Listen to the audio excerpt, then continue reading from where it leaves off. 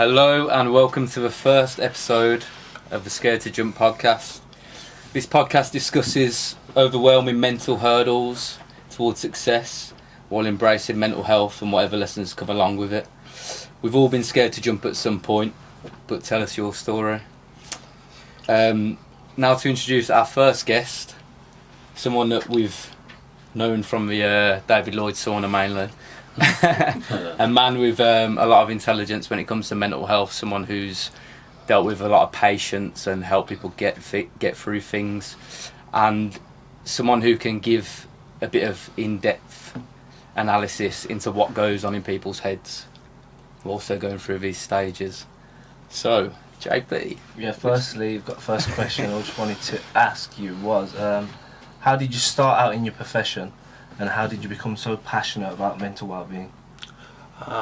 First of all, I'd like to thank Matt for a very kind introduction, and JP, thank you.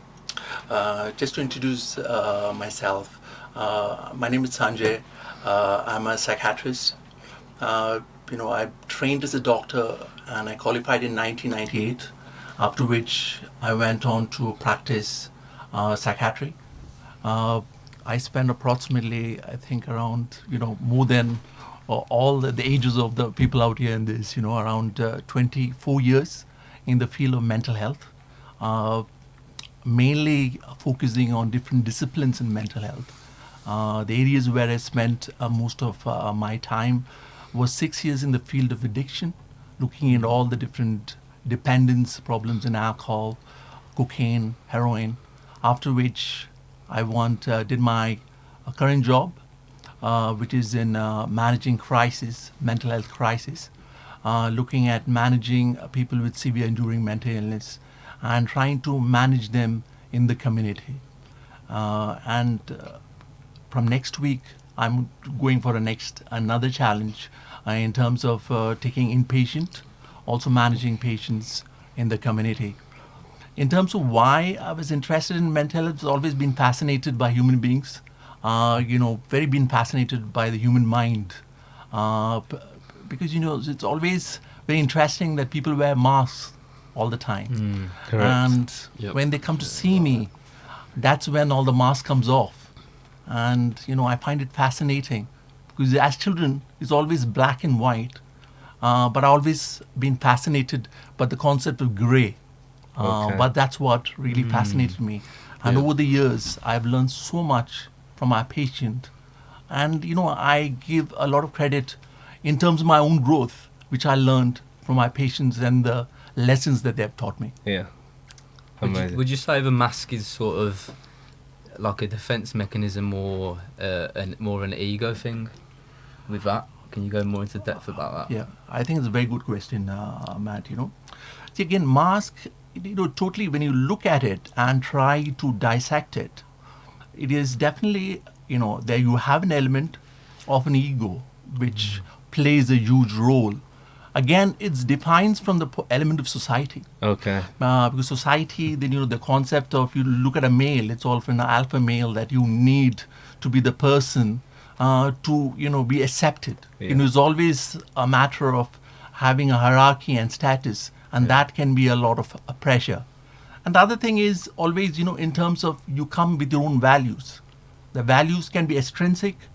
Example would be that, in terms of society, what is defined as success? Exactly. In terms of getting material things, in terms of getting money, in terms of getting likes. In terms of getting love. It in terms of life, it's extrinsic how you values. define success, isn't it? I think that's the problem with today's generation is there's so many people who look on social media and they see people like doing well or whatever, do you know what I mean? And they think they put themselves against that and they think, oh man, I'm not where he needs to be and I'm the same age, like what's going on here? Yeah, absolutely. You know what I mean? Absolutely. That's very, very true. It's almost like a competition, isn't it? With social media does play a big part as well. Absolutely. Because right now it's always about, achieving something, that you're only good enough when you have a certain physique or you have a certain size. That defines happiness. That becomes more of an extrinsic value. Intrinsic value is what is your ideal, It's like pretty much why are you trying to be healthy? Why are you trying to get a good physique? Is it because you want external validation, or is it because Internal. you're doing internal validation? Yes. And that's where the magic lies. When you have an internal validation, you 100%, don't yeah. need external validation. 100%. That's where the happiness totally comes. It's like these people are like, oh, when I'm Yeah. 30, I want to be a millionaire. And then you ask them what they want to be when they're a millionaire, and they're like, I want to be 20 again. Yeah. Do you know what I mean? 100%. You agree with that? Just going back to the mask Yeah. or the ego thing. Say if someone comes to you and they're not completely honest with you about how they really feel, how do you distinguish the difference from someone who's struggling, or is on the other scale if they're really struggling, like towards suicide? What kind of questions do you ask to get that out of them? No, that's a very good question again, Luke. I mean, normally when the patient first time they come to me, they always guarded. The most important thing in mental health is to build a rapport. Because they're seeing you for the first time, they really can't trust you. The most important thing, which I'm a big advocate and a big fan of the Stoic philosophy, which is they always talk about Cato. He's one of the biggest philosopher, and he says you have 2 ears and 1 mouth for a reason. Yeah. And most important thing, Yeah. when a person comes to me in distress, is the concept of being heard. Yeah. If they feel that you understand them, you are with them, and you're not judging them, that's where they Okay. really open up. Gaining Makes a sense. relationship. Yeah, Absolutely. that's a good Trust. question. Is that Marcus Aurelius? Yeah. Yes, absolutely. Next one, mate. Right, so I've had this little theory, and I put a poll on Instagram, and I'll put a photo up of the picture itself. Now, I always thought to myself, I'm a lot more like creative, and I'm good at art and stuff. So I thought I'll probably feel emotions a lot more than other people because of this. Because you look at people like Van Gogh, who, like chopped his ear off and gave it to his lover and stuff like that, and you hear all these crazy stories like Kanye West is so like eccentric, but he's a genius. And people think he's crazy, but he can sort of create things. And then I find the other side, you get people who are sort of have dealt with things, but they don't really let it affect them. Now I've seen this diagram of the right side and the left side of the brain. And can you just explain to people who don't know anything about that what it is and the sort of things that come with that? This was a wonderful concept, which was, I think it was way back in 1967. It's by a neurologist by the name of Roger Sperry. He came up with this theory, split brain, where he talks about the left brain and the right brain, very much like what Matt said. Yeah. The left brain is for people who are more analytical, more very good in numbers, Yeah. in terms of sequencing, in terms of, if you ask the people who are more left brain, they're more like into engineering, they prefer non-fiction, they prefer facts. Yeah. Then if you look at people, what Matt was talking about, it's more right brain oriented, that's more the creative type, Yeah. The people who have the emotions in their sleeve, they are more artistic. Yeah. They're here and now. They, go more with their emotions. And they are the ones who love fiction. They're more into fantasy. Yeah. It's interesting because, if you look at a person, if you, in the old Freudian analysis, Yeah. in terms of, psychoanalysis, hypnosis, you have people on the right brain which is more likely to get that. Right.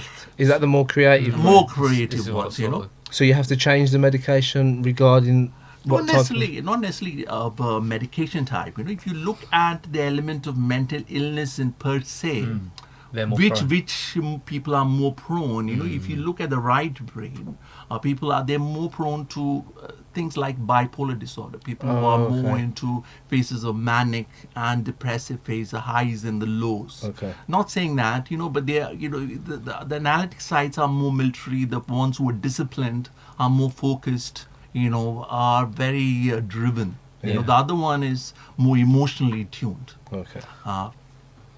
Yeah, I just thought it was good to bring that up because people who do experience those phases, it's good to understand that sometimes with your gift, you might have this to deal with as well. Yeah. But a lot of creative people do. Yeah. Do you know what I mean? And also, I think we spoke about like in the gym. We spoke about we both take lion's mane mushroom Yes. which for me is a big one for me. I started taking it about 2 years ago, and it just seemed to like take the edge off things a little bit. You know, if I was anxious or if I was low and I had like the brain fog. What sort of things have you been taking, both prescribed or holistic medicine, or supplements? What are some things that you really think make a difference? Now I'm generally going to talk about my patients. Normally when they come to me, the most important thing is, I don't put anyone in a specific box. Right. Normally the patient, I just want to give the listeners, the patient that I normally get is the ones who are tried on 3-4 antidepressants or 3-4 different antipsychotics. They're pretty much in their worst phase of their life. Suicide is very common. They may have tried to self-harm multiple times. And pretty much, the end of the tether, that's the time when they come in almost on the verge of, do we need this patient to be admitted in an acute hospital? Right. The first thing that I look at is, I put the element that the patient is depressed away. Okay. And I look at the person That's as a right. foundation, okay? Are they doing things Correctly, right, yeah. So the most important thing that I always ask my patient is, what are you eating? Diet is Okay. very, very good one. important, because right now, unfortunately, the biggest problem is there's overconsumption of, a lot of, what you call as fizzy drinks. Yeah. That causes, it's got a lot of sugar, which can aspartame and sucralose absolutely and all that artificial sort of things, yeah. agents So this that can all cause have an effect on your mindset, you're saying? absolutely. And then coming back, JP, you have processed foods, ultra processed foods. What happens if you have too much of sugar, soda, processed food, processed meat? It can cause a lot of inflammation to your body. Right. And inflammation can cause symptoms of any low Illnesses. mood, irritability. And another thing is very important. If you look at serotonin, Yes. the chemical that is associated with good mood, Yeah. 80% of the serotonin gets metabolized in your gut. So it's from what you eat. Yeah. Oh, that's So it's crazy. basically if you 80% of it. 80%, so if is you mad. eat So they call it the second brain, and it your absolutely, stomach. So absolutely. you eat good, you feel good. Eat good, Facts. you Facts. feel good. I've noticed that though. If I have like a you go through phases of like diets and stuff. When I was having like a higher fat diet, I just seemed like on the ball all the time. Or if I fasted, like it seems like my body wasn't processing all this shit like, Yeah. and I could sort of like just the smoke just cleared a bit. I know, yeah, absolutely. It makes a huge difference in terms of what you put in your body, because if you're putting a lot of food which causes inflammation, that causes low Stress. mood, that causes anxiety. You get something, like all of you said, you must have heard of this concept called brain fog. Yeah. You're not Yes. able I to used to think suffer- yeah, clearly. yeah. You Yeah, can't yeah. focus. And top of that, they're given medication which is going to cause more problems, So the most important thing is I tell them, see, you need to look at that. Yeah. And second thing is, what are human beings generally made to do? They're made to move. Yeah. Yeah. The situation is, as things change, people are moving less. It's one gadget after Yeah, the other society. gadget. Going, Cars it's come here- out. Yeah. I said this to Grant. Shout out to Grant and GDPT and SRC. I was talking about the running because I only started it in end of January, start of February. But the way I see it is, if you're anxious or depressed, you're either sort of thinking about the future, or you sort of thinking about the past. Yeah. But when you're running, it's sort of a form of meditation, because the only thing you're thinking about is your breath. You're like, I can't breathe right now. I'm just trying to focus on my breath. And I think once you get through that, Yeah. and your endorphins are released, you're like, wow, like I actually had a bit of clarity for like 20 minutes while I was on this run. Do you know Thinking what I of mean? nothing. Thinking of nothing. Like, Exactly. how did that It's happen? crazy. So It's Thinking about crazy not thing. dying. Yeah. Again, going back to what Thinking about that. Right. and I think that's crazy, because have Lazy. you seen this recently where they're prescribing exercise yeah, as medication? absolutely. It's called the lifestyle prescribing, and very much trying to add what Matt told. Is people are very much focused. Either they're unhappy of their past or too anxious about the future. Future, yeah. Yeah. So when you go into that zone of running, you feel present, you are more focused. 100%. But talking to a majority of I know a lot of my patients and a lot of my friends, and personally, I'm not a big fan of running. So the thing that I sometimes maybe good, sometimes maybe shit. But the simple thing that I tell my patients is very important, that you need to connect with nature. Sunlight, vitamin D is very, very important. So even if you get 15-20 minutes of walking, that makes a huge difference to the way you feel.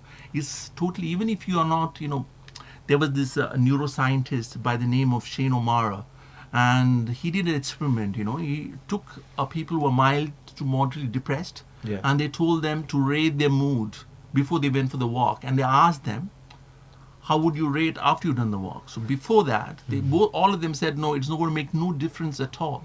But after 20 minutes of walk, the people who said would make no difference, their mood was up by 6-7 points. Oh, wow. So that's only 20 minutes of walk Right. in nature, because that stimulates, what you call as the autonomic nervous system, Right. which calms you down, which relaxes you. And it's one of the things that I always tell my patients. I don't tell them, okay, 20 minutes, sometimes it's too much. I always tell them, do start with small. Yeah. Give me 5 minutes. Yeah. 24 hours. I know however busy you are. You can't tell me you don't have 5 minutes. And most of them, they say yes.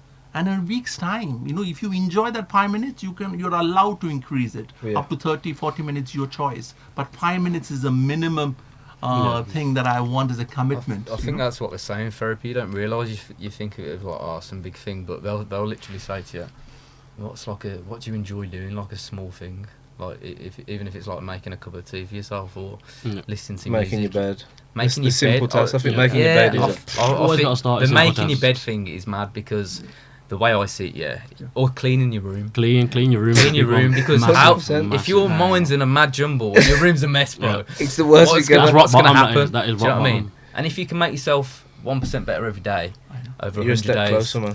you're 100% You know, better. the psychology trick of just making your bed, it may not sound It's huge, that huge, It's huge. but if It's a you're little thing. having a Massive. bad day and you come to your house and see the bed made, it just makes Yeah. you feel Yeah. good. You're not going to come in and go, Getting fuck thumbs this down, bed. Yeah. Oh, yeah.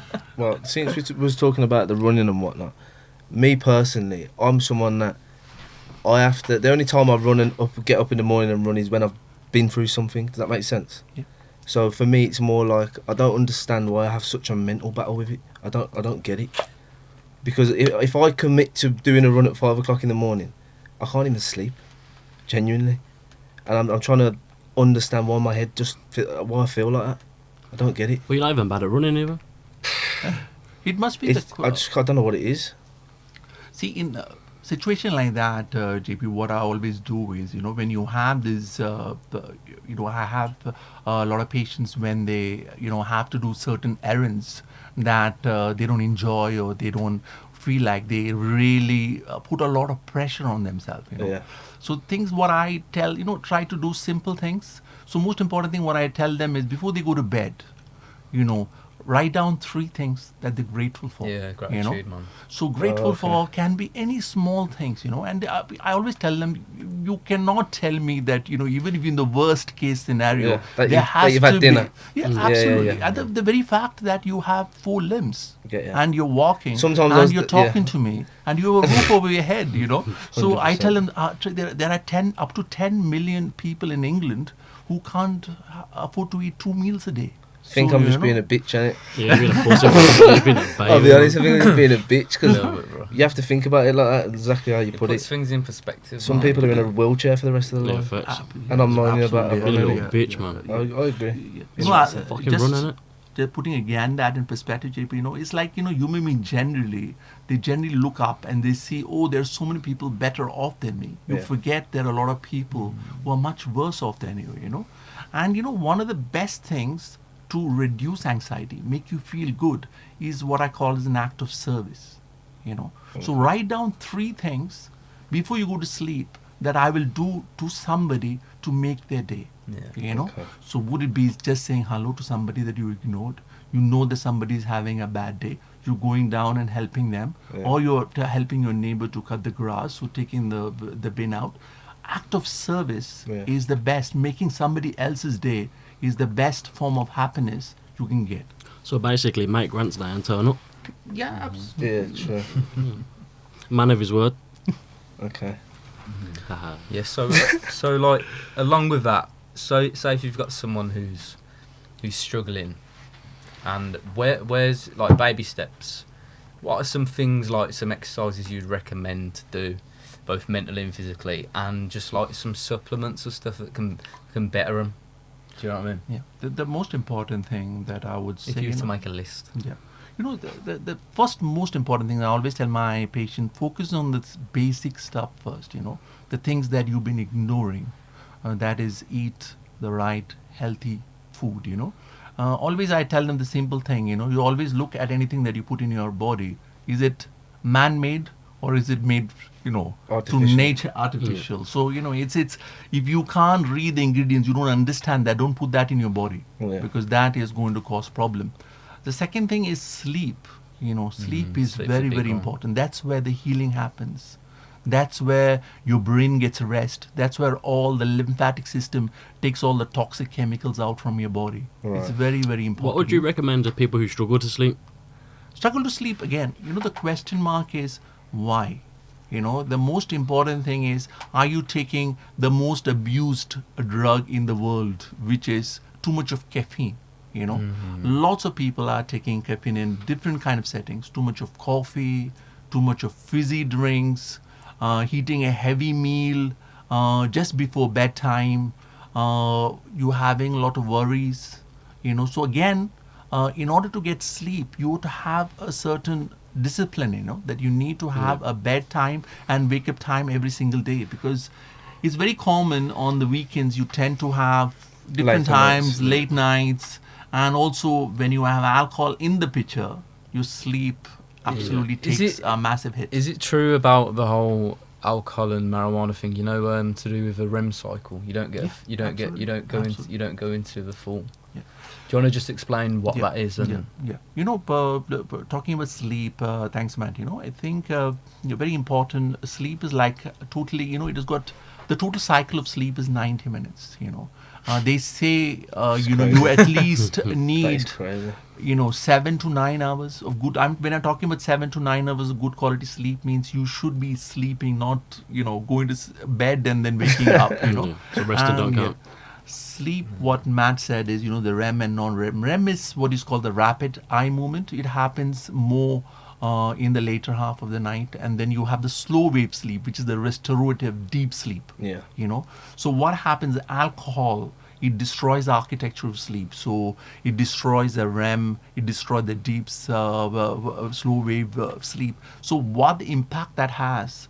You know, when you're young, like all of you, you're fit and healthy, it's no problem. But what happens is you carry a sleep debt. And then when you Oh, reach your okay. 30s, you reach your 40s, Catches you up, reach yeah. 50. And then you have people at the age of 55 Like and my dad. 60 having dementia. You Well, know? my dad just falls asleep everywhere. Yeah, same as my dad, bro. Literally, Fall you asleep, just- stand up in the kitchen. I swear It's to mental. God. yeah, but He's your dad like wears shades different, you know. everywhere. So how do you know he's asleep or not? That is asleep, man. He's forever asleep. But yeah, that was that was really really good information regarding, as we're on the subject of drugs as well. Also, Yeah. I think a lot of people I know, I don't think they even know, have coping mechanisms, and they abuse drugs regarding when we're talking about alcohol. So like Cocaine. form of Marijuana. self-soothing. Yeah. So what is your view on drugs themselves regarding mental health, with people saying that it kind of helps them? Because I'm a living example at the minute. I'm forever doing something I shouldn't be. I smoke a lot of weed at the minute, and I don't want to, and I'm trying to quit, but it's just difficult at the minute. Yeah, I think there's a huge number of people who are in the same boat. JP, it's not only you, you know. For me, you know, always ask people when they have, you know, difficulties in controlling with the medication that they're using, and whether it's cannabis, whether it's cocaine, whether it's heroin. when I dig more deep into it, there is always some deep-rooted issues.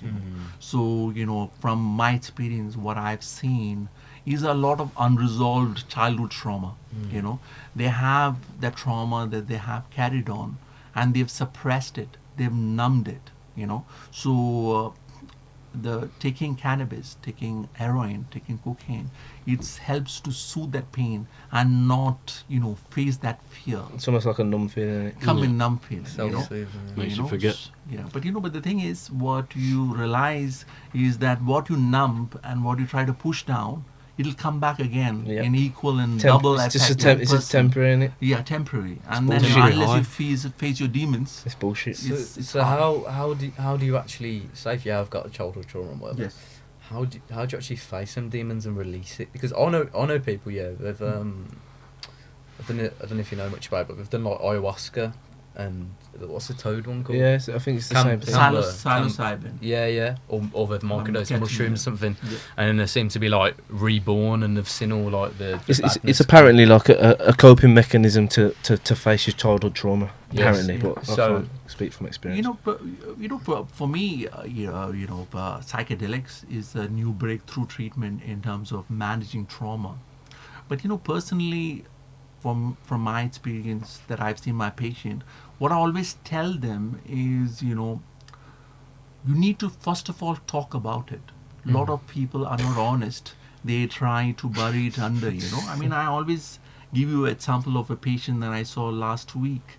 She was a very smart executive, and she came to me and she told me, "Doctor, I've been diagnosed as having a bipolar affective disorder, and I don't understand the concept. I never had any problems. I was a happy child.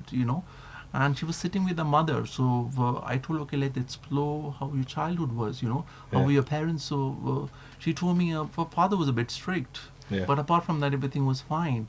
And then I asked her to explain what the concept of strict was. And then she was telling me that, he used to be very stressed. And when he used to come, he used to have a very short fuse. And when he used to get angry, he used to smash things around the house. And she used to be so scared, and she used to go in a bed and put a pillow and really get scared. She was afraid to express her emotions. Yeah, She crazy. suppressed it, Yeah. And then suddenly when I told her, how did that make you feel as a child? And her mother was there. Both of them burst into tears. Because her mother, she held her so tightly, and she told, I'm sorry, I couldn't protect you. never understood, yeah. I couldn't No, protect that's you, so mad. And this was somebody who was functioning so well, but then she had these phases where she was going into manic, severe depression. She didn't understand the concept. Yeah. So when the mother came and hugged her and told her, yes, you were scared, and she had this kind of, what you call this catharsis, Yeah. where it's she like found liberating, isn't it? liberating, and I feel it's what happens when you undergo a lot of childhood trauma, a lot of abuse. You have a lot of shame, Yeah. you have a lot of guilt, Embarrassment. and you tend to punish yourself, and a reaction to that is denial and pushing the pain away, because you might feel that if you open up, you might be rejected by Or your judged or tribe. whatever. Yeah, You're not a 100%. man.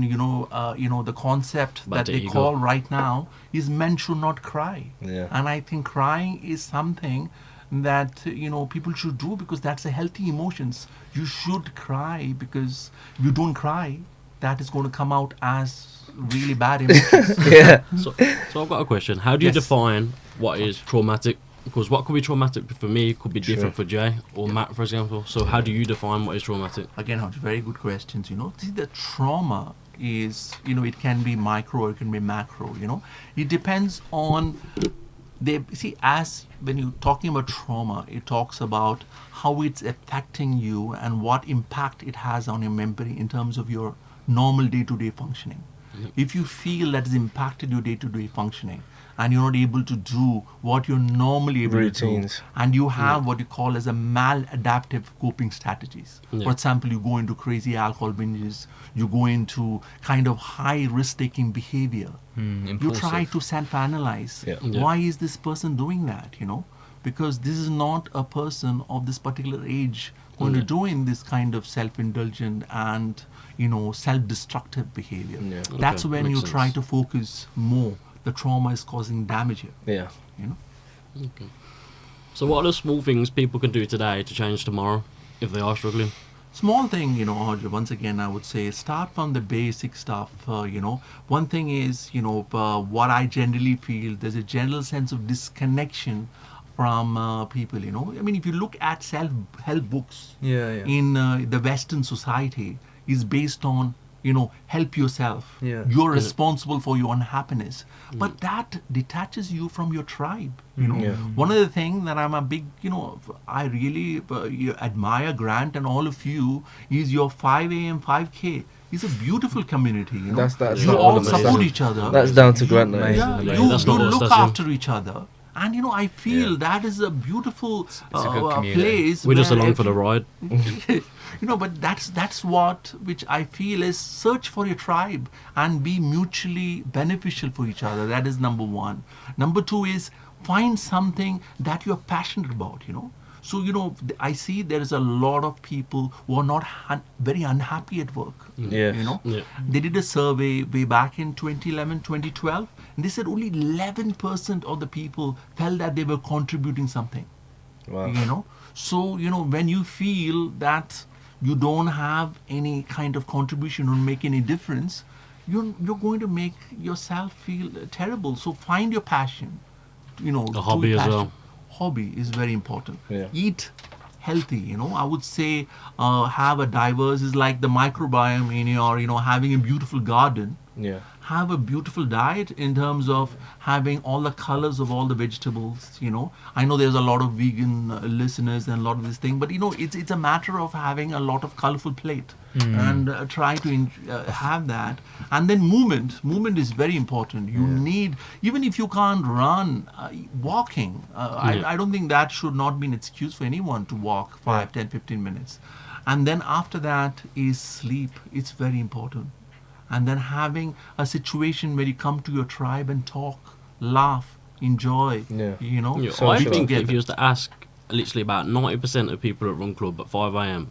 are they having as many struggles or bad thoughts as there was 3 months ago, I think literally a majority of them would say no. 100%. And it's helped in some way. And I do. I think we're lucky to have the community that we've got around us. Very Like, lucky, there's- very lucky. You know, not even in a networking sense of things, just there's people there you can just speak to any time of the day. There's Yeah. people Just a like- simple wild run after a run helps. Yeah, you know. yeah. Going back to the self-development thing, I'm a big believer in this. What's your thoughts on? Because I know you can say you can change the body, you can put things in your body, you can do exercise, but for me, I believe a lot in like manifesting things, and I feel as though, like, I'll give you an example. You know when you're looking at cars and you see a car you like, and then all of a sudden you seem to see it everywhere, don't you? Yeah. Facts, Suddenly you see it facts. everywhere. 100%. Weird. So, right, listen. So, if you're seeing the negative in things or a certain thing, I feel like you're going to see it everywhere. Yeah. Whereas at the same time, if you see the positive in things, you're going to see the positive is going to come to you. So, what's your thoughts on that? And do you think that's a bit whimsical, or do you think that's a real thing? No, again, Matt, you know, that comes to the concept of what we call as a negativity bias, you know. Evolutionary concept, if you look at it, we always, you know, if you look at the evolutionary side of things, people are always scared of being eaten by predators. Right. So you're always looking and watching your back in terms of what is the worst case scenario. You're always in fight and flight. Yeah. But right now, things have changed, you know. You're not the fight and flight, you know. And coming back to Matt's point in terms of, you know, when you go into negative bias and if you look more positive and you think, you pause there and you think of 10 positive things and you think, you know, there's nothing to be scared about. Yeah. Because I have 10 different positive things, I'm happy. It's like training your brain like a computer to look at the positive aspect of things. Then you are much more tuned to see better things. Like he's talking about, I'm seeing a car which I like and I only see the car. Yeah. And then when you see that I'm going to be happy and I'm going to do good and I'm going to serve today, Good you things always happen. see Yeah. good things, you know. So it's a 100%. matter of what you put your mind to, you know. And again, you know, the concept that people make mistake in terms of, you know, The Secret, which was huge. Yeah. When you're talking about manifest became, you know, like a thing, like everybody wants to be rich, Yeah. everybody wants to get so and so thing. But the most important thing is, you know, you have to be, you know, very important to find out what is your purpose. And he's gonna say Purpose that. is very important 100%. because not everybody will, are born for that. So, if you, I always a big fan of procrastination. Instead of procrastination, procrastinate on purpose. Okay. And find out what you're good at, Yeah. And I always ask my patients who are a bit confused in terms of career and who are not happy in their work, I tell them a simple practice. And I tell them, forget that, you think about 20, like maybe 60, 70 years. What would you like to be put in your tombstone?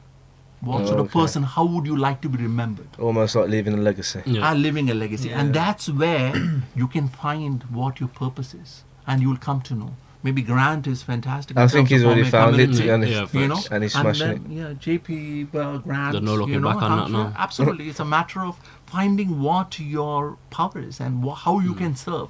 Because if you want to be happy, you need two things in life. One is growth. The other one is contribution to society, to allow other people, to help other people by your growth. That gives you happiness, You can get happiness for a short period if you get lots of money, you get the most fanciest But you're not fulfilled, equipment. But no, that is, like joy. But if you want happiness, you need, So, like, coming into that, why are people so scared of change? Like, why are humans, do we get so comfortable with life and we're so scared to change something? Again, it's again, Hodge, looking at the feeling of unknown. You're going into, if you're the type of person who are very scared and you define yourself by your past and extremely anxious by your future, you don't want change. Even though you're very unhappy and miserable, you'd rather be there because that's comfortable. At least you know what's happening. It's a mind trip, But isn't it? even if you mind don't trip. like the comfort zone, people stay there because it is comfortable, but they don't like it. Yeah, I've always found the things I don't want to do seem to push me. To It's be like, better. like me and Jay are quite toxic in the gym. Like, we'll go in the sauna together and he'll be like, I don't really want to go on that top shelf today. And I'll be like, okay, don't you? So I'll grab his water and I'll just tip it on the floor. Yeah. And he's like, yeah, we've got to do it.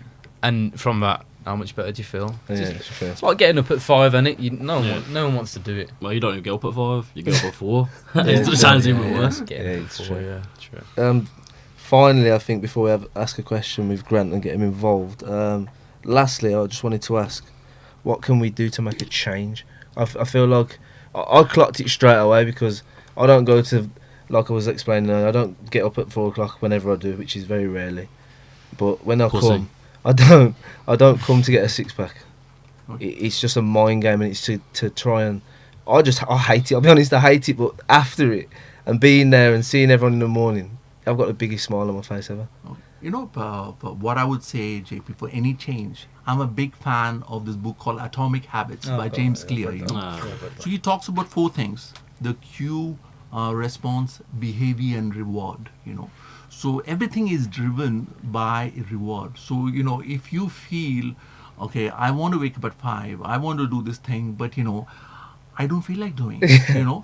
Look backwards and think, what is the reward The feeling that at the I'm end, going to man. get? The feeling. Look at it, experience it, and that's what I do. When I get up 4 o'clock, 4:30 in the morning, I love my cup of coffee.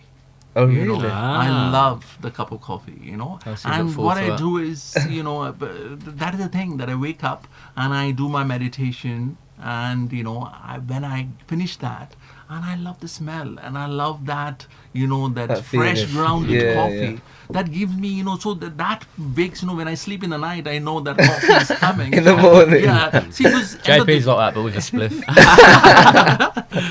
it is anticipation that makes people happy. It's not the real thing itself, So the reward concept, Yeah, that is that drives you to make, to go for any kind of behavior. You know what really helped me to force myself to sort of get out there and do things? What I've done was, it sounds a bit magic, but when you play GTA, Yeah. and you've got like a I know what you're character in gonna it, say. Yeah. you take him to the gym, you buy him the best clothes, you sort of get him the best tattoos and that, and the best cars, and you just think to yourself, why can't I just take myself out of the equation for a second and see myself as a character, like take all the emotion out of it, and say, if I had someone here, like a pet human, and I wanted the best thing for him, what would I do for him every day? And if you do that for yourself, Absolutely. and try and It's like self-love, isn't it? yeah, Yeah, Or or self-love or self-care. or pretend that a movie a movie crew's following you around, and this is a part of the movie where you're a fucking loser, and then you start to turn it around. Do you know what I mean? Like little things like that just make me. I don't want to go to the gym today, and I'm just like, oh, this is what we do now. Yeah. I'm not involved in it. Do you know what I mean? So that's helped me. If that's a benefit to anyone, probably not. What about yourself, Hodge? Just routine. Routine is massive for me. Yeah. Like little stuff. Get up, make your bed as neat as you possibly can. When I get home from the gym and my bed's made, I'll feel on top of the world, man. Because when I was in a slump, that messy room, it just wasn't helping, man. It was a routine. Routine is massive. Get onto work at the same time every day. Go to the gym at the same time every day. Yeah. Pretty much eat the same food every day. Routine is massive for me. If I break routine, you won't see me for time. Yeah, the cracks start to show, don't they? I think And it comes quick as well. Yeah. Like, the bad days come rapid. Yeah, if I break routine, fuck. See you later. Yeah, You ain't seen Hodge on them runs. You see me in the gym. Sometimes maybe good, sometimes maybe shit. I get it. What are you saying, Joe? What's your thoughts on that? What's some coping mechanisms you've used? Weed. No, coping mechanisms. Just for to get me. yourself, let's say you wake up in the morning, you're not feeling it. I know that Grant's gonna get onto me, man. For me, it's the shame, man, because he'll message me like, let down again. Weak And I'm bitch. just thinking, I can't let him down, because from the second time I went to that run, I mean, I've had my mom down there, do you know what I mean? She broke her ankle not long ago and fractured her ankle, and she felt exactly the same. She only walked, but Shout out to mums. Everyone would. it's ridiculous, man. I wouldn't meet anyone that says they don't like it. It's a And if they crazy do, they feeling. change shit. So for me, it's like, my coping mechanism is just knowing that I'm just in the doghouse with Grant, to be honest. It's the other thing is, when you also have to bear in mind is, you have to be kind to yourself, Yeah, you do. and certain times it's bad, it doesn't work out. Don't beat yourself up. Yeah. It's okay, but as long as you turn up the other days, but don't make it like a situation that you keep on I have doing to the go. same thing, So you do it, and it's a matter of sometimes it's a matter of just turning up. You don't have to do it. Just turn up. You do have to do it when you're there. Yeah, Sometimes you just. Oh, you're basically saying turn up and it's just turn going to up. happen. Yeah, Yeah. I'm with you. there A was lot the- of it is turning up, innit? Yeah, True. I was Well, always if you turn up, you're gonna do it, innit? It's building the You're not habit, gonna innit? turn up and fuck off. I ain't doing this. Yeah, nah. Yeah, okay. Nah, you know what? To be fair, when I first started going to the gym, like I said to myself, even if I'm not feeling it, I'll drive Do something. there. I'd make even if I go in there and I walk around and I come back out, I'm just building that habit of getting getting there. there. Sometimes you have to. That's just, the hardest part of Sometimes you getting have to there. just That's get the there. hardest part. Yeah, because you're thinking, oh, it's traffic. That drive up that big long drive. This man. dickhead's next to me. I don't want to drive there. I've had a long day at work. But it's just a lot of it is turning up, and then everything else seems to Yeah. come from that. But yeah, amazing. Yeah, I We think need an that's- amazing button. Man. Yeah, we need them. I think that's Should we probably get it. Grant in? Yeah, I think Say a get piece? Grant. I think that's. No, I we've think covered a lot of things. just want to I think some of the questions I missed what Gran asked me about the supplements. But when if you look at everything that you've done right and what supplements then I feel which is crucial in terms of elevating your mood, very important because as you be aware that in England you don't have much sun as the other European countries Yeah. and everything.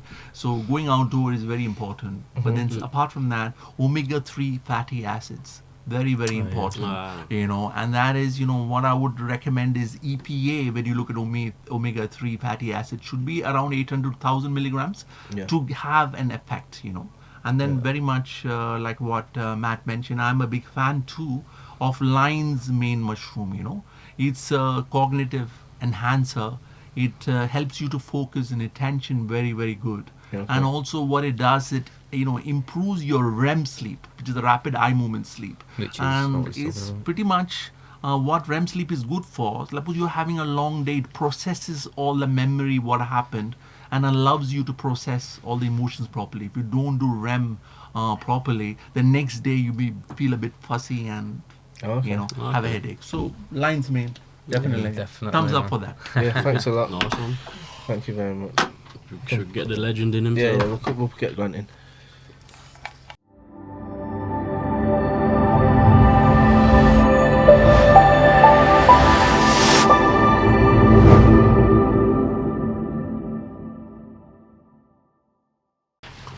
So going back to serotonin, you've touched on how that works and what that means.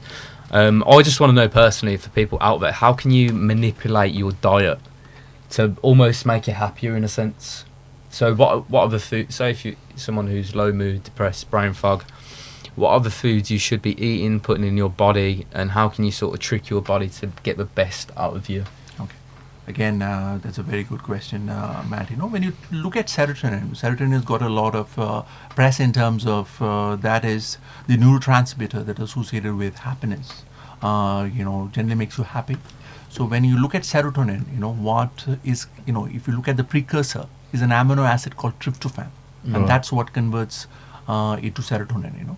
So the food which is rich in tryptophan, you look at nuts, seeds, then you have eggs, you have poultry, grass-fed beef, and then you're talking about good carbs like banana, Unrefined. pineapple, yeah. Absolutely, and unrefined, like pretty much like what you said, Matt. That is very good. So now, most important thing that I want to talk about serotonin is, so you have to be careful. Most important thing is before you even do that, you have to, people who have gut issues, you have to fix the gut, because what happens is, if your gut is damaged, the tryptophan is also converted to something called chyronic acid and what you call quinoleic acid, which can be toxic, neurotoxic, and that causes pro-inflammatory markers, which makes you feel more depressed, and that can come out. What happens in gut, like things like ulcerative colitis, Crohn's disease, people who have irritable bowel syndrome. You have certain trigger foods that can make things. So that's why some people are lactose intolerant, some people are not. Eggs won't agree with them. So people like that, it's very important that you need to find out what is your food allergy test. It's very cheap. You can get something, and once you find that, it's a very good thing to heal your gut first. Yeah. And then go on, find what's your sweet spot, and then go hit. And then as long as you get your sleep right, get enough vitamin D with omega-3, go and stand outside in the sun, find a community where mutually beneficial and support each other. SRC. Absolutely. Then it's Come along. you're walking in the right direction. Have you had much experience with 5-HTP? Have you ever used that before? 5-HTP, it is, again, Matt, I have seen some patient which has had benefits and some patients who had negative consequences. But once again, the most important thing, perspective, would ask them first, are you doing the foundation right? And if the foundation is right, then, they are not into medication, they prefer to have supplements, yes, then in that case, 5-HT. But if you don't have the basic, you don't resolve your trauma, you have not resolved the problem you have with alcohol or taking illicit drugs, that is the most important thing before you take into, Another thing is inflammation. People who have arthritis, people who have diabetes, they already have an inflamed body. On top of that, that will make you feel depressed. Women who have thyroid issues, that is going to make you depressed. So it's important to fix, the things that is causing inflammation before you actually look into the other aspects of depression, Yeah, and anyone who's thinking about or has been on or is about to go on antidepressants, what's your thoughts on those, and can you just explain how they work and how they affect your body and the side effects and benefits even, and what that does to your serotonin? And then even if you actually think they work, because your opinion on them as well, please. I don't think they work. See again, JP, again, Matt, is a very common question that's always put forward to me. Because they have a mixed bag in terms of the person. A lot of people feel antidepressants are addictive. They can mess around with their brains. It causes a lot of people have there's a massive documentary about increasing suicidal thoughts with the antidepressants. But once again I always tell antidepressants have a role. Right. It's you have depression in various settings. You have the mild, moderate, and you have the severe ones. When you get severely depressed and you go into the verge of absolute, what you call as the negative, Beck's negative triad, when you think people are against you, you people, that you don't care, nobody values you. Yeah. You go into the state, you stop eating, you stop drinking. Feeling sorry you for yourself, s- basically. And absolutely. Yeah. And you go into the stage of almost on the verge of killing yourself.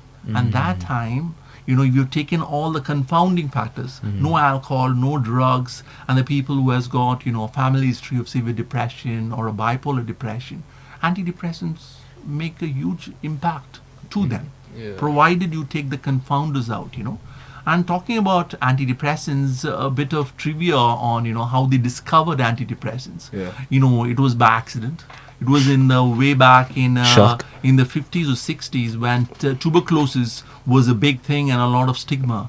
They found a drug which they mainly use for managing tuberculosis, and they gave it to a patient in a tuberculosis sanatorium in New York. They found that people were dancing and singing, and people were Buzzing. surprised. When you have tuberculosis, why were people dancing and singing? Just dropped And a pill, that's what- why. That was the birth of the first tricyclic antidepressants, and that's where On the a disco the biscuits. neurotransmitter Crazy. hypothesis came into light. Yeah, because it's a bit deeper, mad. But my dad went on sertraline because he was at the end of like cancer, and I think he just wanted to sort of end it, and he went on to it, and I just seen a completely different person, man. Like he was just like not him. He was like a zombie. Like, oh, I love you. I'm not. You're normally telling me to fuck up. Do you know what I mean? And like, I feel like I would never want to take something That makes you feel that like that. takes like me out of me. Do you know what I mean? I don't just want to be some happy, smiley like. So So is it basically the question is it a mask, which is kind of like what I do my thing for? It's kind of like to feel numb, and it's kind of to forget about the truth.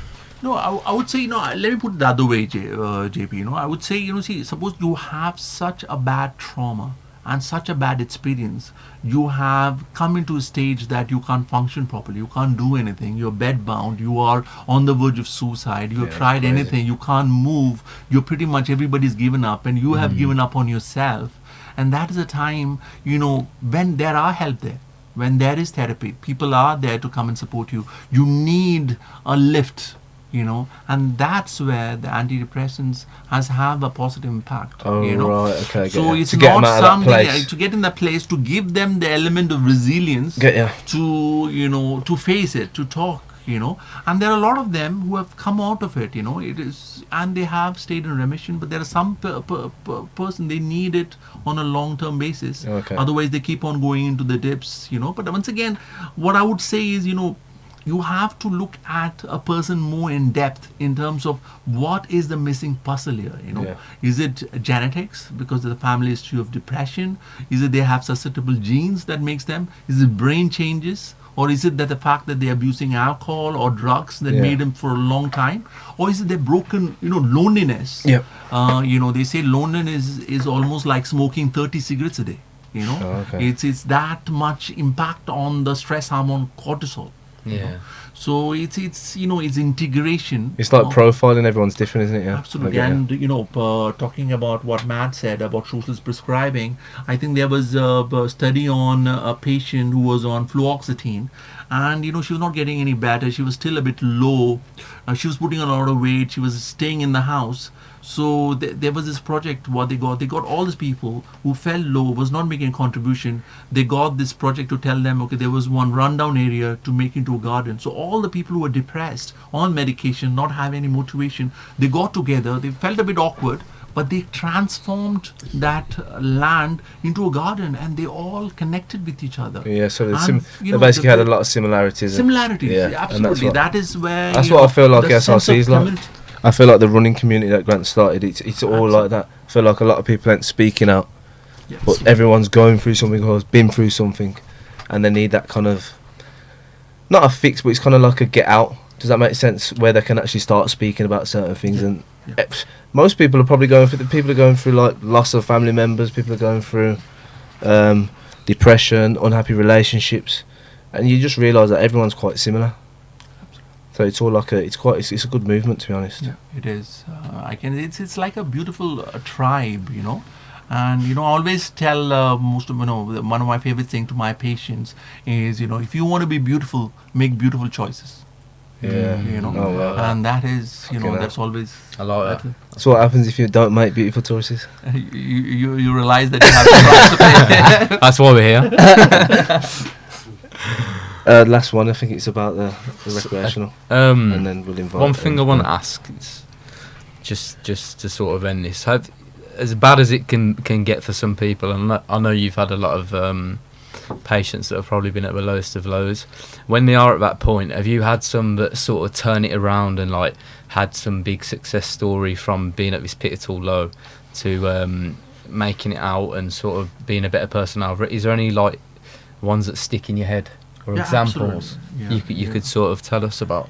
Yeah, Matt, you know, but for me personally, the greatest joy that I get from any of the patient is the ones who are in the extreme end of the spectrum.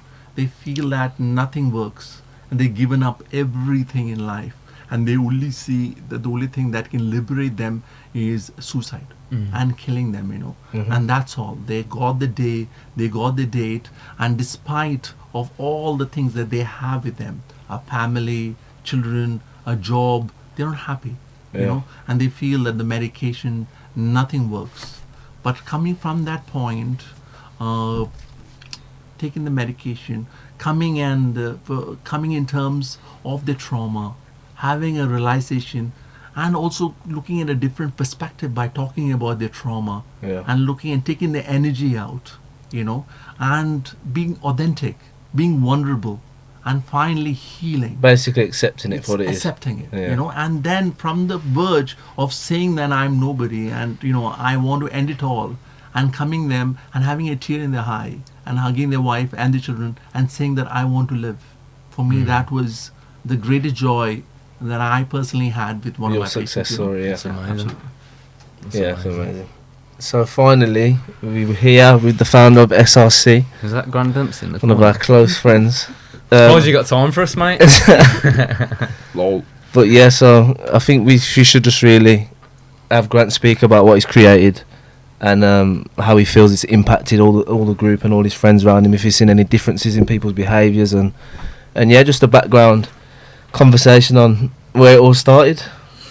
So it started back in January this year, 2022. Literally just started out of nowhere. I thought, this is what I'm saying, what Doc's been saying. Obviously, I felt myself getting lazy and stuff like that. I used to play football, but could only last like 20 minutes because my diet was terrible. I was just lazy, weren't doing nothing about it. My food was awful. And then when I became a PT last June, I always used to be one of them guys who would go into a gym and be like, how can you be a PT and be fat? And then it started to take a toll on me. Obviously, I was in the gym. I used to like bang weights and stuff like that, but I was never, ever fit. And then I remember my pal Russell Power, we started it in the snow. Like, this was like last year before we even started running properly.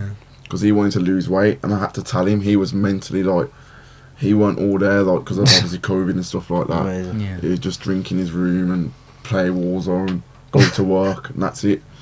And I remember one day I had to tell him, like, yo, you got to fix up.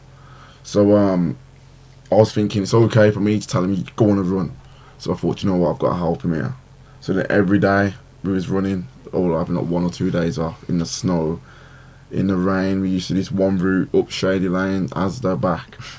And I remember it was only like 3.5k. I remember the first time we done it, he couldn't run for like 40 seconds. I swear, he literally ran. Shout out to Russ, man. Rasta Russell, man. And serious. then literally just That just geezer, give bro. up. I remember just getting onto him. And I remember in January, a few more people was getting onto me, like, oh, when your next run, let me know. So I remember I put it out, it's the second or the third, I can't remember, on a Sunday. I think it was the second, the third. Was it the second or the third? I think it was the second. Yeah. And I remember just saying, everyone used to say, when you go on a run, let me know. So I thought, alright, safe. And obviously when I said it, I think there was 5 people. The first run, there was like me, Hodge, Jack, Nashi, and Russell.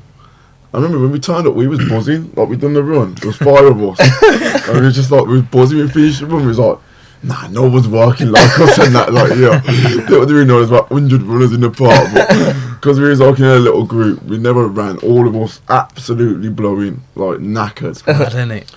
And then I remember the next week, we had like 20 odd people. Like, obviously went for 5.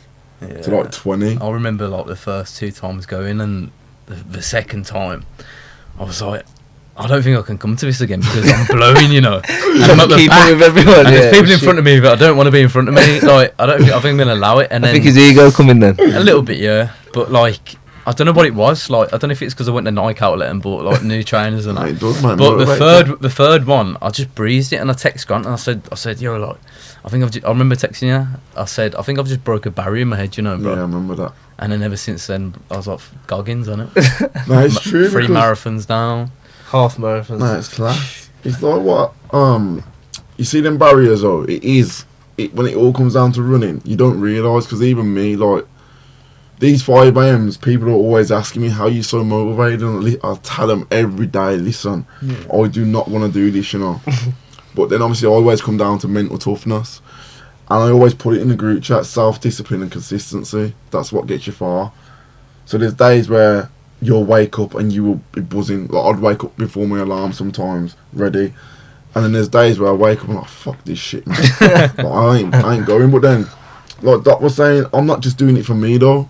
Obviously, I'm doing it for everyone, and that's what makes me happier. So when I do this run, after when everyone's like buzzing, like little handshakes, well done, little pat on the back, they're clapping at people who really struggle. You don't realise that what they're going through. So that whole run, what took me 20 minutes, took them 40 minutes. Yeah. They're struggling the whole way through.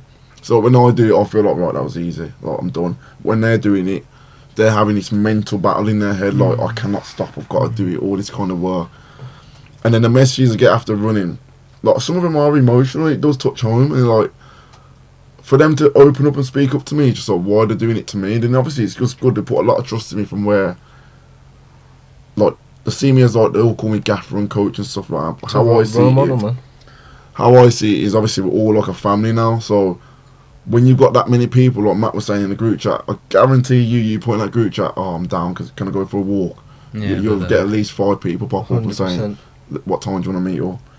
And everyone sees it as a running side, we're a running club, but we're not. A lot of it comes down to to the mental health side, where we all believe we've all got different stories. I think Ollie Marsden broke it down nicely. He's like, when we done that big run, there's 300 people here, there's 300 stories, there's 300 this. So when it all comes to it, everyone always thinks you're happy as Larry because you finished your run. When deep down, these people are struggling to get up and get there, but they're doing it to better themselves. And I think that's what strives me daily to keep this movement going forward. Because I think if we give up this now, I reckon people go back into that rut. Yeah. Where they just don't get out of bed. Easily. Like, the diet's shocking. Even like when it comes to running, I know when I've had a terrible run because the night before I've ate terribly. Yeah. Or That's probably why you don't feel like getting up and doing it also. Probably adds to it, eating rubbish. But I think it's important for the people in there to be relatable. You see how we've got different walks of life in there, and you've got stories like me saying then, the second time I did not want to fucking run. Do you know what I mean? Yeah. So people are probably in that situation now, and are like, okay, well, Exactly. you can do this now. But you we can do just this tell, now. so I just get So I don't everyone's turn up, at I a tell everyone point. to. Everyone's at a certain point, and if someone feels like it resonates at the point you're at, they might be more willing to give it a go. Yeah, which I think is amazing. yeah, that's what it comes down a lot to as well. People always ask me that question: what time did I run it in? I'm gonna be at all of this shit. Not competitive. And I always say I'm not fucking standing there with a leaderboard at the end of the time. You come 37th, like. Just turn up. How we do it for is your mental well-being. So when you finish that run, like, I want to know that you feel better. Do you know what I mean? So everyone always says, like, when you get there, you might feel a bit, like, this is long. Every time. And then when you finish it, you just like, fuck me, man. Thank God I've done that. Yeah. And it sets you up for the whole day. Like, the amount of stuff. Like, I'm big on the 5 a.m. club now. Obviously, there's days where I have to nap because I'm just physically and mentally tired. But I've been reading a lot about for the 5 a.m. I'm obviously, being a personal trainer, there's days where I'll get like 5 hours work done before people are probably just having breakfast. Yeah, exactly. So I'm massive on that. Obviously, it's not for everyone, but I feel like the 5 a.m. club, obviously 4 a.m. if you're waking up that early, you can get like, say if you work from 4 and then run, go home, shower, eat, go to the gym, you're 3 hours ahead of anybody. Yeah. Because the average person wakes up at 7 o'clock. Yeah. So you're hours ahead of these people.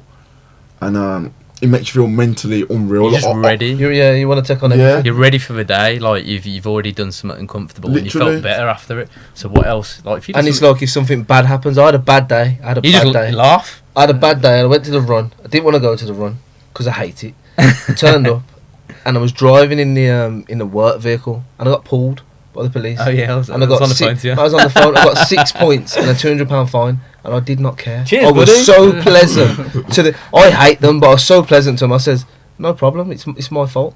Normally, I'd be fuming. Yeah. But it is what it is. What's the worst that can happen? Positive, And it's mad how little things And that's like just that, from a run. I Yeah. know, yeah. It's again, trying to resonate what Grant said, early morning routine is what sets you, what defines you, and if you have something like a routine first thing in the morning, that defines your day, that gets you going. And again, going back, again, Stoic philosophy again, what makes human beings right now a lot of suffering is not because they become soft, is because they're not embracing physical discomfort. Okay. This is what I'm Physical massive on at the minute. discomfort We used to be in, is like- something that makes you mentally Mentally. and physically strong. It makes you a better person every single day. Booking chart on my phone. So that's what, It's good that you just said that about that, because I always say to myself now, this is why I do these half marathons and I've signed up to the marathon. Every time I'm running and people are struggling, I was saying it to Daniel Rogers the other day, he was struggling and I always mess around but I push him. And when he was struggling and he was running, I'm saying, listen, you're building mental toughness now, what you don't realise about. Yeah, exactly. So you're getting physically and mentally stronger, because it's just like, perfect thing what Goggins says, when you're running or whatever and your mind tells you to stop, obviously that brain cannot expand. But when you're like, fuck this, I ain't stopping now, this can't stop me. Obviously it starts to grow and grow and grow, and so obviously it gets bigger. And this is why I always say to people when they're running, you can do it, you just don't want to do it, you're being lazy, it's as simple as that. Like, you can run, like, you've done it hundreds of times in your life, whatever. Some people can't, I mean, some people haven't, and they just walk. But all I always say to them is that mentally, that is where you win. Like, physically you can, regardless, you can do it. Yeah. It's just, do you want to win that mental battle? And then a lot of it comes down to when you have people pushing you. Like, you do have the people in the groups where a lot of them, they'll run together and they'll be like, when we get to this lamppost, we'll stop. And when I hear it, it winds me up.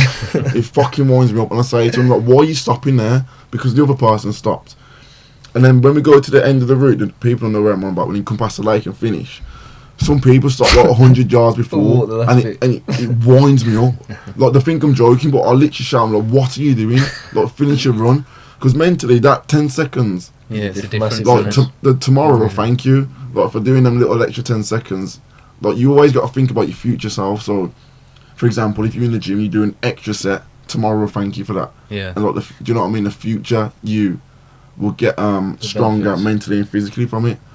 And it's just little things, like, mentally, like, when your mind says stop, you've got that 1 second to either stop or carry on. So I put a little message in the group chat earlier, like, you can get through it. So you either, that 1 second, like, you literally, because if I was like, I'm knackered, I'm short of breath, like, I done Leeds half marathon the other day, the amount of times I wanted to stop, and because I didn't stop once, and when I finished, like, I walked past that finish line like I was a boss. I was like, no one can chat to me here, like, no one's doing what I'm doing. And then obviously people are, but in your head, Yeah. you're like the governor around Right, here. That's the main thing, right? Mate, it's mentally and just, You against you, innit? yeah, that's how you build mental toughness. So, and that's what I think with SRC, obviously it's positive as anything, but people worry about what others are doing. And I Yeah. always say to them, do not worry about anyone else. Obviously, the only thing that you can do is be better than you was yesterday. That's it. That's the bottom line, isn't it, Amazing. really? And what I like about it as well is, you know how people are very, like, accountable now, innit? You see how people, well, miss it, like, they don't wake up in the morning, then next minute, you know, you'll see on the Instagram story we've done the Yeah, 5K. doing like, the- Yeah. Everyone has to unreal. still. I've done it a few times. You Yeah, have to yeah. still I get it. feel innit? bad, you know what I feel mean? Shit. You feel shit. Oh, fuck this, I'm going to have to do 10K. No, that's a good thing though, because then it, like I was saying, it does set you up for like your whole day. So when you do that run, I don't know, man, it just hits different. Yeah, Yeah. it does. Like, when I finish it, like, I'm sweating, I'm just like, obviously when you first finish it, it's short, but even days where I just do it steady. But I love seeing people's faces. I love it in the group chat. Like, we've got a SRC WhatsApp group chat, and I think that's where the magic is. I think if we didn't have that group chat, it would not. Yeah, you wouldn't see half the people. Yeah, it wouldn't be onto it. Wouldn't be as big as it is, but purely for the fact, even like a little thing. So like, coming back to mental, do you know when it's someone's birthday, we'll always put in the chat, "Happy birthday," blah blah. And to that person, they might only ever get 5 happy birthdays a year. 150. And then when they're getting like an extra 50, 70 happy birthdays, that's like, you don't realise what it does for them. I remember we said happy birthday to a young girl. She come to the mental health one the other day. And I said happy birthday to her. And she's like, how did you know it was birthday? I was like, oh, I seen you reposted it. And she's like, you're only like the 4th person who says happy birthday to me. And she obviously got a bit upset and stuff like that. And just like little things like, you don't realise what anyone's going through. Because you turn up and do the run and they're all happy and smiley. It's just amazing to have like a group around you that are always willing to say happy birthday. Even like saying hello when you walk in someone. Obviously new people come and you'll know the new. Because I'll stand on the road. Yeah, it's a community, man. And I'll always like make sure I walk over to them, introduce myself on Grant. And if it's like they're standing on the road, say for example, if you're just standing there, I'll like grab you and I'll walk you over to like, the ladies or the lads or whatever. But this is blah blah. Get to know each other. Do you know what I mean? It's just like we're not in year 3 anymore where you're the new kid. Like speak to each other, get to know each other. Yeah. Because you was on your own once. And how many friendship groups have come from that, man? This is what I'm saying. Like nowadays, like close friendships. Yeah. I know it's like mad. When we went on, we done the SRC night out, and we had like 45 people there, and then that was just like in a matter. We only organised in about 2 weeks, and then the amount of messages everyone was texting after like unbelievable night, amazing night. I needed that. Obviously, everyone just getting to know each other as friends, and then like coming back to it, like when someone puts in the chat now, does anyone go on a run? Someone will go on a run with you. Yeah. Do you know what I mean? To clear your head or physically or anything. I feel like the community is just growing and growing, and it is literally for everyone and anyone. I know, yeah. And I would like to add to that, Grant. Out of that community that you have, how many people you would have changed their lives? Because if you try to imagine if they were lonely, detached, and if they were not a part of the community, they would have been somebody who on medication, bit lost, bit detached. So you give them a sense of community, a sense of tribe, a sense of belonging, sense of coming there, a sense where they'll be heard, like and a they family. will be accepted, like a big family, and not judged. Because the problem right now is human beings. What the big problem is, you automatically judge, even if you don't want to judge. And a person always, that's the reason why people wear masks, because they always get scared. Am I being judged here? Yeah. Am I looked in the wrong way? I don't trust them. So it takes a long time to open up. But the very fact that all of you, welcome each other, support each other, and tell them, we are there for you, and just saying simple things like, happy birthday. Yeah. I had a patient one day was talking to me about, that the day he wanted to jump and end his life, all he was looking for is one person to come and say hello to him. Yeah. Wow. Hello, not even. Amazing. And the only person who stopped there was somebody who said, "Oh, take our photograph."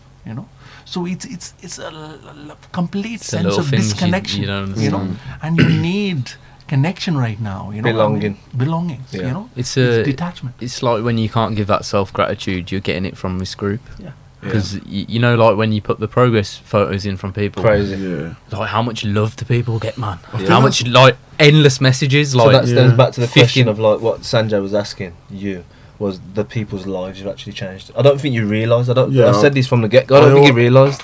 No, I don't actually realise. Obviously, I do get a lot of messages about saying how much I've done for them and stuff like that. But obviously, I'll say it again. Every time I get a message, I'm just like, I'm just doing my job. That's what I do. Obviously, that's what I'm meant to do. I'm meant to help people change themselves mentally and physically. Obviously, more physically. But when it comes down to like people telling me that, I can't like. I know it should because all these say it, but it don't sink in. Like, I put these, like what Matt just said, I put the progression photos in the group chat so people do get onto them and be like, amazing. Because when you hear that, when someone tells you you're doing amazing, it's unbelievable. It's what keeps you going more and more and more. So when I put these messages in the group chat, like, for example, I don't know, let's just use Russell. And then he'll get about 40 messages like, well done, unreal, fair play, amazing, blah, blah, blah. And then it comes down to like the flip side where we do with the running. Someone will put in a group chat, PB today, Yeah. and then they'll get hundreds of messages because you don't realise like from where some people have come from to they are now. Like, I remember some girl. I use Russell's mum for example. When she first come, she was like running it in like 44, 43 minutes, and she's not like 7 minutes off already. She's like, she's lost weight, and she's just mentally in a better place. Like from the point where she first came in running, I'd run with her just to like push her, and she all I could hear is I can't do it, I'm gonna stop. And now I can hear her saying that to new people coming with her. Crazy. It's a ripple effect. So like Crazy. it's just like I'll put mad. that pressure on. Well, not pressure. I'll put that confidence in her. From like she's confident now to push people with her. Because for example, when people come, they always think it's a race, and like they'll just blow out after 5 minutes, and that's what I got into people's heads. So when the next running, like I'll message her after. That's what one thing I do. People who I see struggling the most, I'll make sure I take time out to message them, telling them how proud I am, and how well they're doing and stuff like that. And I think that's what keeps them coming back, because obviously, like you just said, all you need is that well done or are you okay kind of thing. Because a lot of people who come, I think they don't come obviously just for the run, they come for the love of the group. Even just Yeah, to socialising. socialise. You don't It's turn up massive, and be like, I love Billy Ardoo, man. He's always Yeah, like, that's what I mean. He's like, when I get this knee done, or whatever. Yeah, He's we've got Shout out energy. Billy, man. We've got energy in the group where, like I just said, it's not for the run. It's really not for the run. You turn up, and honestly, when I turn up to see the people. Like, even though we only spend about 20 minutes, really, obviously 10 minutes before, 10 minutes after, and obviously when you're running, you'll speak to different people. When I turn up, I just love seeing everyone. I'll go around, I'll fist bump everyone, I'll make sure I say hello to everyone, and then you'll see everyone else do it. They'll all just mingle and just speak, and then when we run, we'll be at the end, and like the way we cheer everyone on, I think that's where the magic is. Yeah. And I think that's what builds this community of like, from like your average running club who they do like hill sprints and like timed runs and all that kind of stuff. Boring. Yeah, boring stuff. To like where it comes to us, it's like a community where like we've gone from like young lads from like, and even young girls from like 7, 8 years old to like 60, 70-year-olds running. Yeah, literally. So it's not as if it's like everyone looks at the photos and like you'll see it's a completely mixed group. Like you'll have like people all shapes and sizes, all ages, and then I think that's what attracts The majority of people. Yeah, I think that's what gets the attraction, because the other day someone said to me, you all look like athletes. So I just sent a picture of the group, zoomed in, and was like, well, some of us obviously Clearly are not don't, yeah. athletes. So, Did you zoom on me? yeah. I said that's an athlete. Nah, but I just said to them, like, listen, we're not athletes. We're here more for like the social side. And another good thing is as well, we do like, even though we're just a run club, we'll do like nights out. Then if we like, I don't know, if we go to the pub or whatever, And how we'll good get, are they? we'll get people down. We're doing a walk run on the 3rd of September. We've got like 40 members doing it. All these little things that people wouldn't used to do, when like now it's just like, when it comes to it all revolves around fitness. A lot of it does. Obviously we have our social nights, which gets us closer. So that's why Where we have a lot of binge drinking, Doc. Yeah. A lot of binge a lot of drinking. We've got some trauma we need to deal with. A lot of trauma. Yeah, it's good to talk about trauma, not about the binge drinking though. Yeah. We're all human. And that's what draws us together, because we have them social nights, and then after it's just like, oh, good night last night, and then they get talking, and it's something more to talk about rather than, oh, good run today. Yeah. Like we all have our social side, and then it's just, Where we get the work done. yeah, literally work hard, play hard. We do, yeah. We're quite an impulsive group, and like we'll go hard in the gym, but then when it's a night out, it's like Hard also. walking. You gotta have 10 shots. Yeah. You know what I Yeah, mean? it's really ridiculous. If you Yeah. come in, I think like we're paying the All or Quizlets, nothing. the rent. Yeah, but it's good, man. It's a yin and yang, but it's a good yin and yang. In the middle of that, you got some good people. So yeah, would you like to wrap it up with anything that you could give us, like a gem for basically revolving around mental health? Thanks a lot for that, Grant. That was amazing. Yeah, thank you, Grant. But yeah, I think we should have some sort of closure quote or information that you want to tell the world. No, first of all, I'd like to thank you for giving me the opportunity to talk to everybody. It has been an honor, and the thing that I would like to close with, especially when I have seen the trend and the epidemic of mental health problems, which has, almost doubled, almost tripled, from the pandemic till this time. And, what I would definitely like to tell most of them to take home is be kind to yourself, be good to yourself. And, most important thing is I want you all to talk, and it's okay if you want to cry, and please don't go into the whole saying that men don't cry. Crying is one of the healthy emotions, and it's good to talk. And when you talk, you take a lot of pain out, and it's healing, it's catharsis. Yeah. And that's the only thing, Well, yeah, I'd like to say thank you anyway for Thank you so being much. a part of this. man. Yeah, man, it's been amazing.